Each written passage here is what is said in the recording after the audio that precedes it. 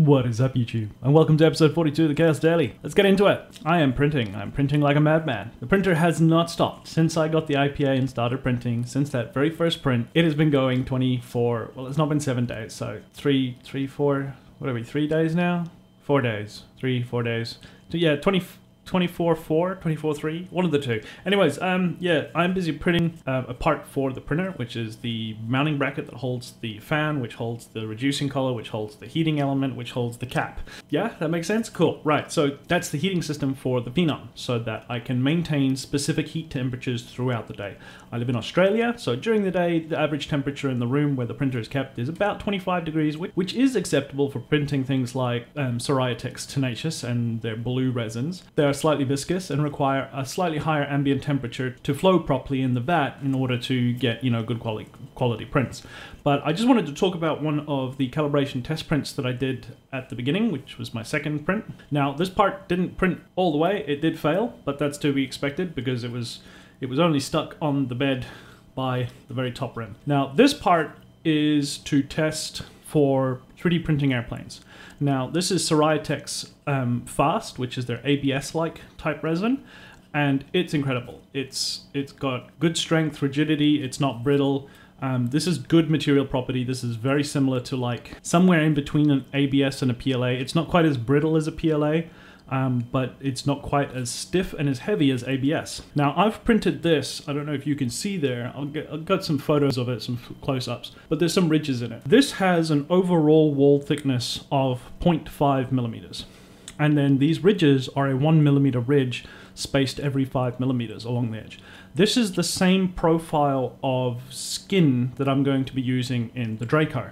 So this shows me how strong the wing sections of the Draco are going to be. They're not going to be brittle. I can't push my finger through it. The thin sections, I can't put my nail through it. It's got a good lot of flex to it. So this is good news. This means that the way that I've designed the Draco wing sections is perfect. I don't need to make any modifications there in regards to strength and rigidity. All of the main strength will be transferred through the carbon fiber spars, and the wing sections themselves will be quite durable and perfect for the job. So I'm really happy with that, and this is great. Even though it failed, but that's to be expected. It wasn't supported properly, and at the end of it, the weight of it pulled it down, and it just sat on the bed and sort of did this smoosh. It sort of slid across itself. So, but other than that, it turned out really good. That's good news. Now let's have a look at what I've been printing. It's still going, so I'm going to cut to a little time forward when it's finished, and I'll have it in my hands.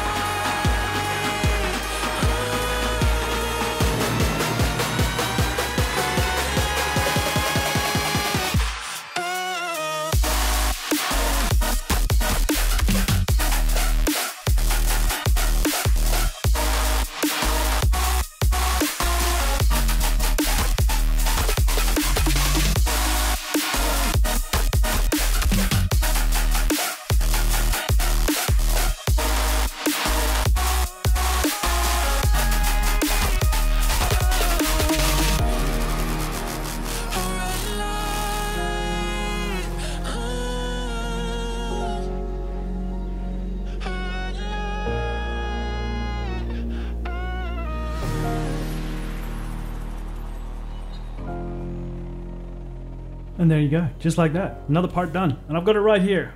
So it's finished curing. I might chuck it back in for a little bit. I've taken it out. I'm excited because I wanted to show you, and I need to get this video out. It's late enough as it is. Ta-da! There it is.